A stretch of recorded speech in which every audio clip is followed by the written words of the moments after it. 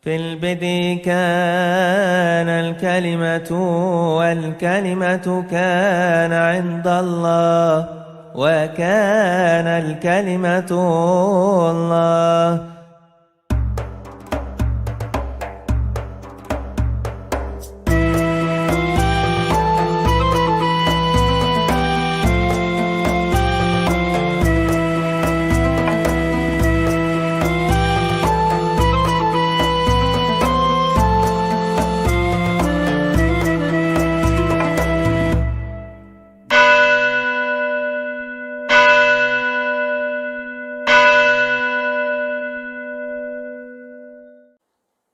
Ya, kemudian itu Yohanes Damaskus. Jadi pemikirannya kira-kira bisa disimpulkan begini, saudara-saudara. Orang salah paham kata firman pada Yohanes 1 ayat 1 itu bukan kata-kata verbal saja. Kata firman itu kan bahasa aslinya logos ya. Maka disebutkan dalam teks bahasa aslinya itu enargi inho logos. Pada mulanya adalah firman. Kihu logos en prostonteon keteos inhu logos. Pada mulanya ada logos atau firman. Dan firman itu bersama-sama dengan Allah. Dan Allah sendirilah firman itu. Kira-kira kalau diterjemahkan harafiah begitu. Pada mulanya adalah firman. Dan firman itu bersama-sama dengan Allah. Dan Allah lah firman itu. Keteos inhu logos. Jadi kata logos itu yang menjadi kata logik, logika. Jadi itu bukan sekedar kata-kata. Kalau dibandingkan dengan ilmu kalam Islam, kata logos untuk sang firman itu bukan kalam. Dalam Alkitab bahasa Arab, Yesus tidak pernah disebut kalamullah, tidak pernah. Tapi selalu disebut kalimatullah. Nah, di dalam Alkitab bahasa Arab dan terminologi Kristen Arab yang nanti dikembangkan secara khusus dalam istilah-istilah teologis oleh Theodor Rabukuro, Al-Kindi ya. Itu pengertiannya tidak seperti yang dipakai di dalam istilah-istilah teologis dalam bahasa Arab Islam. Jadi itulah perlunya bagaimana kita memilah-milah istilah-istilah keagamaan itu. Jadi istilah firman Allah itu pertama dia adalah pikiran Allah. Ya. Dia bisa bermakna hikmat Allah yang ada di dalam diri Allah sendiri.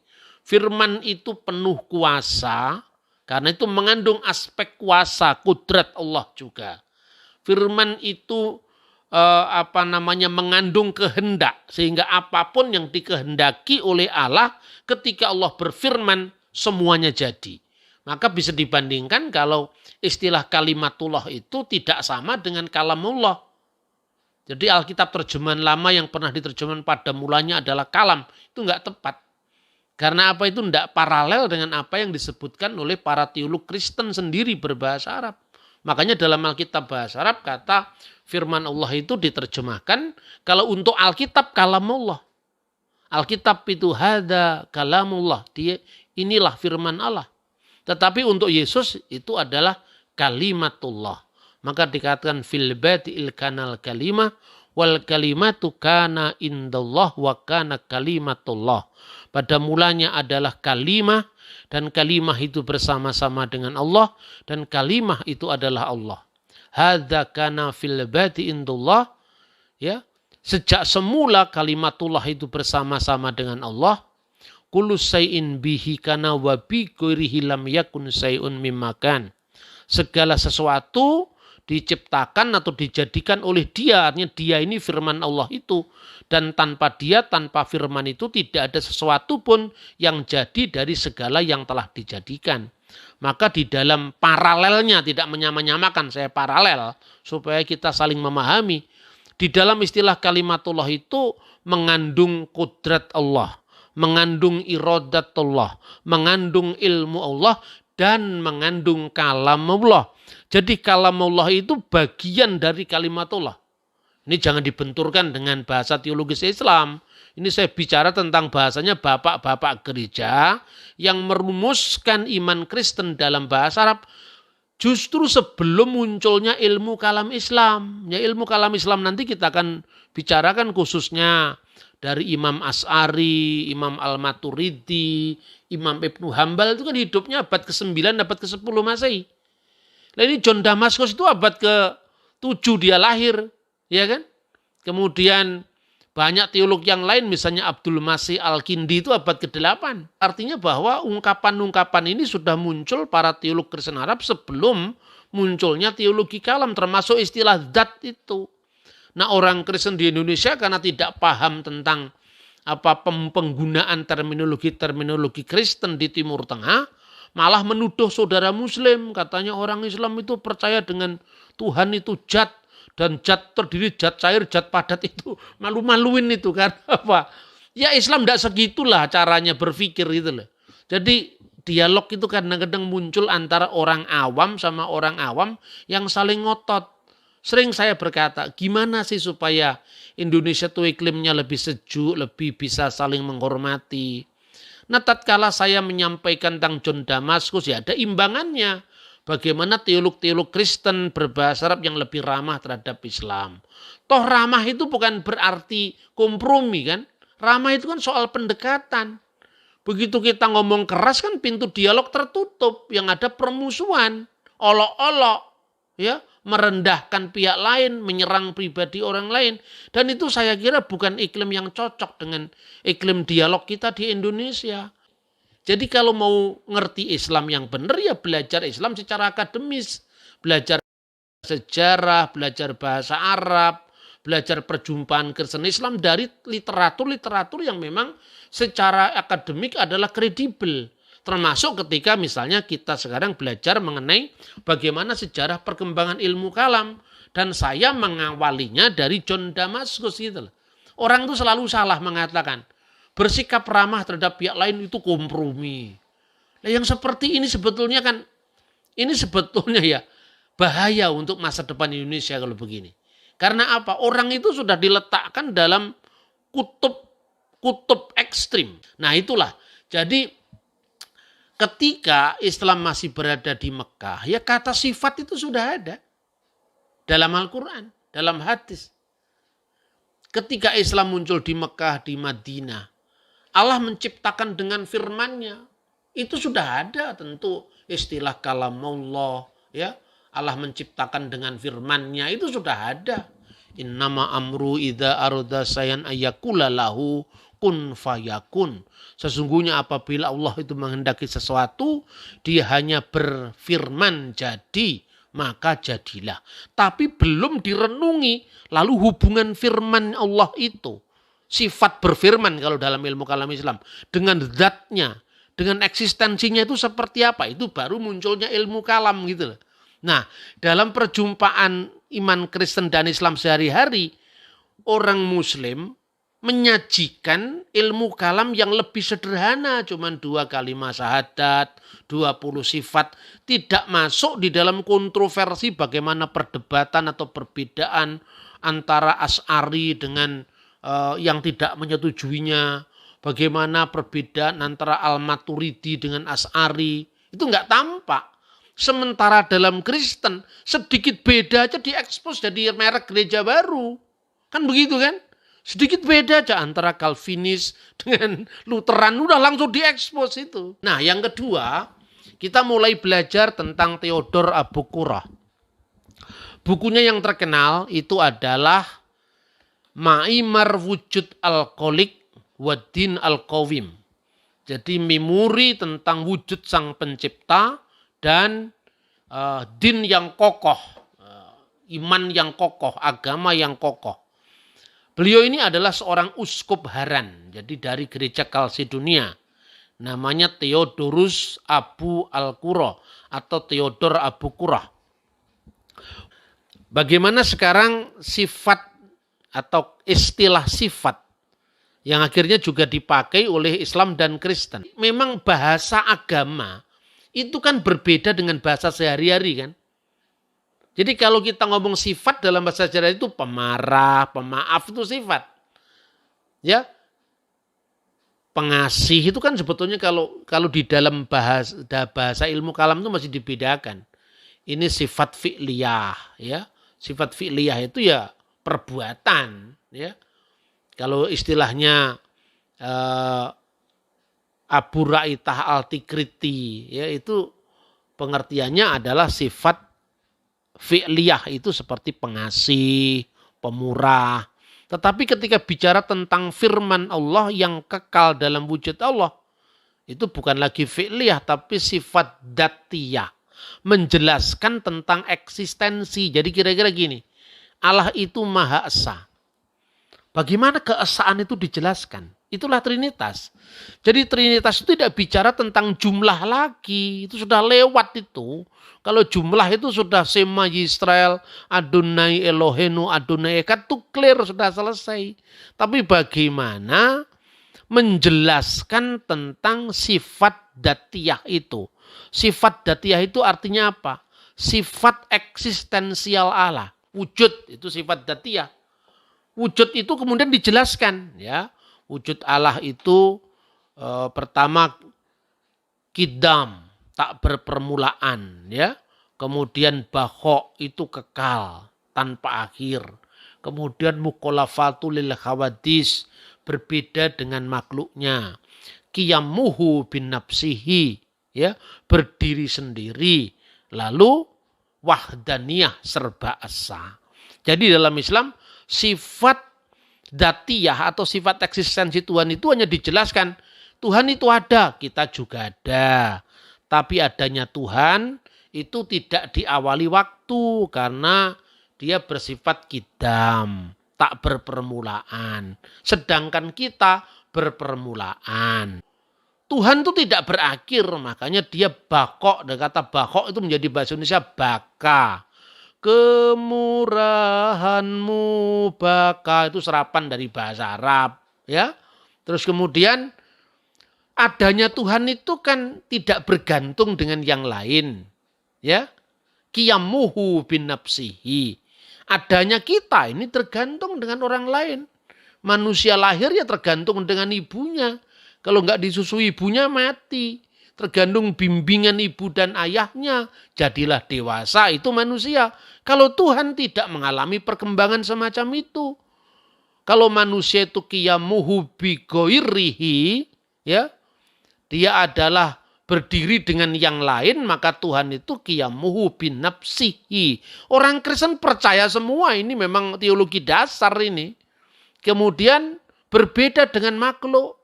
Adanya Tuhan itu ada sebagai yang mengadakan. Adanya manusia ada karena diadakan. Adanya langit bumi ini diadakan oleh yang menciptakan. Adanya Tuhan itu tidak diadakan siapapun karena Tuhan itu maha ada. Ini juga clear misalnya dalam Wahyu pasal 1 ayat 8. Allah yang maha kuasa, yang ada, yang sudah ada, dan yang akan datang. Itu hanya keadaan Tuhan, keberadaan Tuhan itu tidak diawali oleh waktu, tidak diakhiri oleh waktu. Dulu dia ada, kini dia ada, dan seterusnya dia akan ada, maka yang akan datang. Wahyu pasal 1:8 itu sesungguhnya adalah merupakan doa Yahudi, namanya Adon Olam. Wehu hayah, wehu huweh, wehu yihye batif arah dalam bahasa Ibrani. Dia yang ada, yang sudah ada, yang akan ada, yang maha kuasa gitu loh. Jadi ini sifat ini sebetulnya dalam ilmu kalam Islam disebut itu tadi. Kidam bakok qiyamuhu binafsihi, ya, mukhalafatul lil khawatis, baru semua itu diikat dengan keesaannya. Sifat inilah yang wujud dengan deskripsinya itu dalam iman Kristen dijelaskan. Sifat datiyah ini, sifat eksistensial ini. Allah itu ada, ya, dia ada. Tapi bagaimana dia menciptakan? Dia menciptakan dengan firman-Nya. Kan gitu kan? Makanya dalam kitab Taurat sebelum muncul agama Kristen, dalam kitab Taurat itu ditegaskan penciptaan ini dilakukan oleh Allah dari tidak ada menjadi ada. Sehingga dikatakan Beresit bara iluhimet hasamayim ve'et sa'aret. pada mulanya Elohim Allah menciptakan langit dan bumi. Kata Elohim ini jamak, tapi ini bukan jamak lebih dari satu Tuhan, bukan, jamak keagungan, pluralis, majestatikus. Sementara kata bara itu kata tunggal.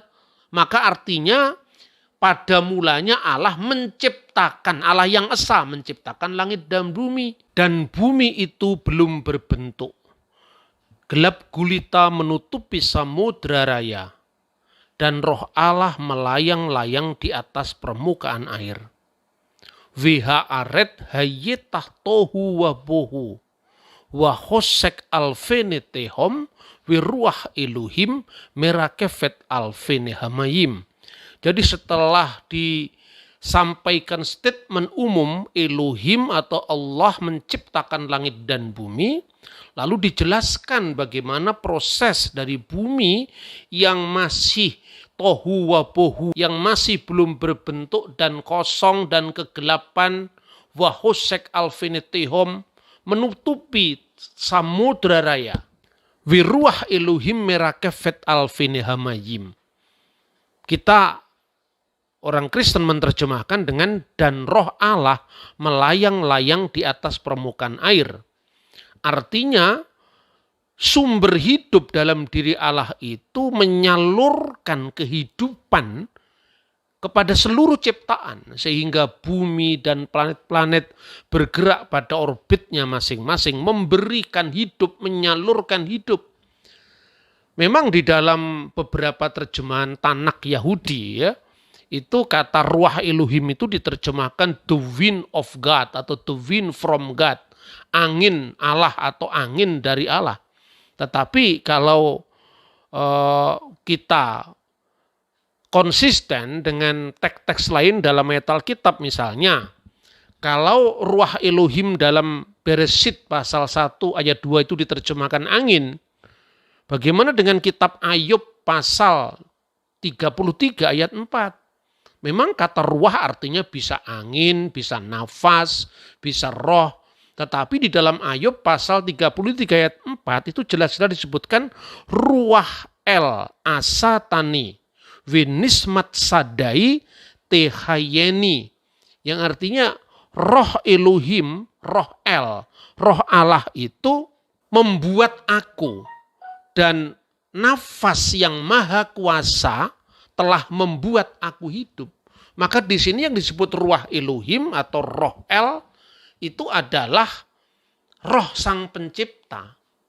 Nah, juga ada terjemahan Yahudi yang lain dari para rabi yang menerjemahkan ruah Elohim itu divine presence. Jadi kehadiran ilahi, kalau dimaknai kehadiran ilahi melalui rohnya, ini lebih tepat. Tetapi orang Kristen lebih konsisten menerjemahkan Elohim, roh Elohim, dan firman Elohim atau wayomer Elohim, yehi or wa yehi or. Dan berfirmanlah Allah, jadilah terang, maka terang itu jadi. Ini dalam makna Kristen, itu yang secara implisit berbicara tentang ketritunggalan Allah. Nah kita lanjutkan, lalu mengenai kata sifat tadi, sifat di dalam konteks penulis-penulis Kristen yang berbahasa Arab, dan di sini adalah Theodorus Abukuro yang lahir tahun 740 meninggal kira-kira tahun 820 itu adalah teolog pertama yang menerjemahkan karya-karya teologis itu di dalam bahasa Arab. Seperti tercermin dalam bukunya Ma'imar fi Wujud Al-Qolik wa Din Al-Qawim. Ya, seperti yang tadi saya sebutkan. Lalu dia menjelaskan tentang nisbah atau hubungan antara Allah, firman-Nya dan rohnya itu sebagai hubungan atau relasi kekal dalam wujud ilahi yang oleh Yohanes Damaskus pendahulunya disebut masing-masing itu hubungannya adalah idiotetes, yaitu sifat. Yang kemudian diterjemahkan dengan sifat datiyah, sifat yang menjelaskan eksistensi Tuhan. Nah, bicara tentang kata dat ini seperti tadi saya sampaikan itu juga sering menjadi kesalahpahaman antara orang Kristen terhadap saudara Muslim. Padahal kata dat itu sendiri ada di dalam Alkitab bahasa Arab.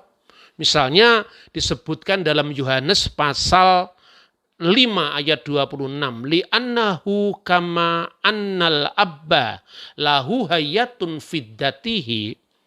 Sebab seperti sang bapa memiliki hidup fiddatihi dalam dirinya sendiri, dalam eksistensinya sendiri, kadzalika a'tol ibna. Demikian pula telah diberikan kepada anak ayyakuna lahu hayatun fiddatihi. Ya, memiliki hidup di dalam eksistensinya sendiri. Makanya dalam tulisan bapak-bapak gereja akhirnya hubungan itu dirumuskan sebagai personalitas atau pribadi. Tetapi pribadi ini sekali lagi, ini bukan pribadi yang terpisah, itu ajaran yang asing bagi gereja. Gereja tidak pernah mengajarkan 3 pribadi ilahi itu adalah pribadi yang terpisah, karena itu adalah merujuk kepada metaphysical personality. Maka bagaimana relasi antara 3 hipostasis ilahi ini yang dijelaskan melalui ungkapan sifat datiyah tadi. Yang pertama Bapa. Bapa itu sumber keilahian, masodir al-ilahiyah, yang dalam bahasa Yunani diterjemahkan aginesia. Dia tidak diperanakkan. Dia adalah pokok asal yang tidak berasal dari yang lain. Bapa adalah causa prima, ya, yang tidak disebabkan oleh yang lain tetapi menjadi sumber bagi seluruh ciptaan, ya, creatio ex nihilo, dari tidak ada menjadi ada, maupun dalam dirinya sendiri. Nah, hubungan antara ketiga pribadi dalam diri Allah, dalam dirinya sendiri tadi berbeda hubungan dengan ciptaannya. Sebab kalau Bapa itu aginesia, yang kemudian diterjemahkan oleh Theodor Abukuro dengan riasah, dari kata rois, kepala, pendahulu, sumber keilahian dalam dirinya sendiri, sumber keilahian yang memperanakkan atau melahirkan firman-Nya dari keabadian maupun memprosesikan, mengeluarkan Roh Kudus dalam dirinya sendiri. Itu hubungan keabadian, bukan hubungan dalam konteks ruang dan waktu. Makanya ketika Alkitab sangat jelas mengatakan roh kebenaran yang keluar dari Bapa. Nah, hubungan yang kedua tadi disebut genesia, yang oleh Theodor Abukuro diterjemahkan wiladah, artinya kelahiran. Tapi ini adalah kelahiran ilahi, kelahiran kekal, maka tidak perlu hubungan seksual, bukan hubungan biologis, tidak memerlukan istri. Maka dalam Konsili Efesus dijelaskan bahwa putra itu adalah kalimatullah yang wulida minal ab, yang lahir dari Bapa, ilahan bigoiri jasad duna yang lahir dari Bapa secara ilahi tanpa jasad, tanpa seorang ibu. Karena Allah itu memang tidak beranak dan tidak diperanakkan. Nah, yang disebut wiladah itu adalah pernyataan diri Allah untuk menyatakan siapa dirinya kepada dunia. Maka dikatakan barang siapa melihat aku, kata Yesus, dia telah melihat Bapa. Itulah makna anak Allah. Bukan artinya Allah itu beranak dan memerlukan pengandungan, memerlukan bidan, bukan itu. Yang ketiga adalah yang disebut oleh Yohanes Damasus sebagai exporeusis. Exporeusis dalam bahasa Yunani itu diterjemahkan oleh Theodor Abukuro menjadi inbitok, yaitu prosesi keluarnya Roh Kudus dari diri Allah.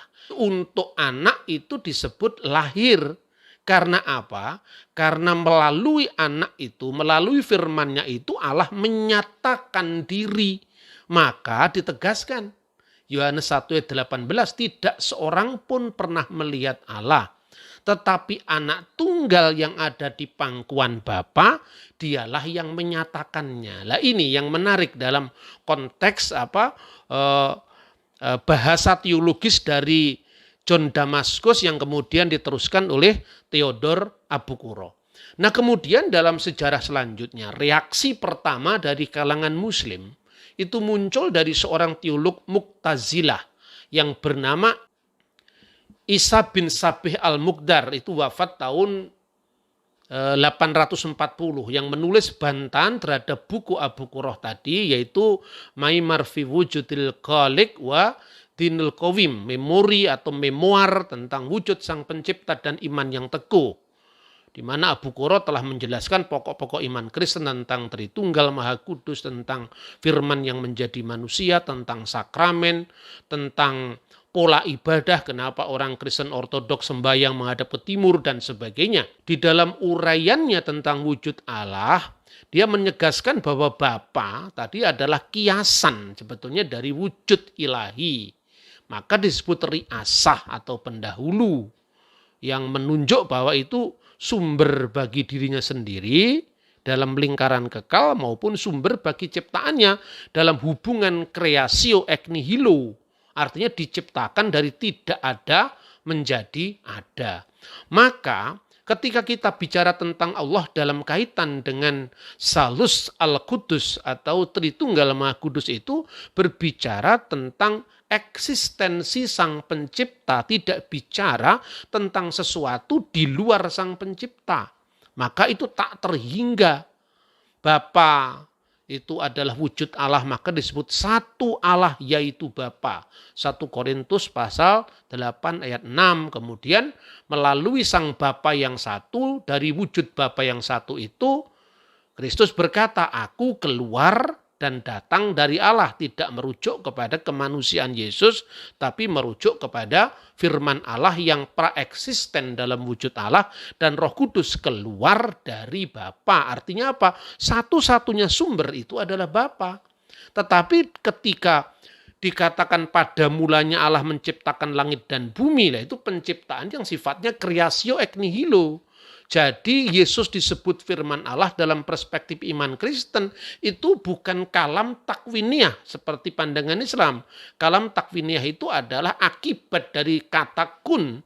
Tetapi Kristus itulah sendiri sebagai firman Allah yang olehnya segala sesuatu diciptakan. Sekali lagi ketika berbicara tentang Kristus sebagai firman Allah, sama sekali tidak merujuk pada kemanusiaannya yang temporal. Maka kemudian reaksi terhadap Mu'tazilah itu muncullah Ahli Sunnah wal Jamaah. Perhatikan Imam Asy'ari, baru dilahirkan tahun 873 Masehi, meninggal tahun 935. Itu sudah memasuki abad ke-10. Mansur al-Maturidi itu meninggal tahun 944. Sudah abad ke-10. Ahmad bin Hambal itu meninggal tahun 855. Sudah abad ke-9.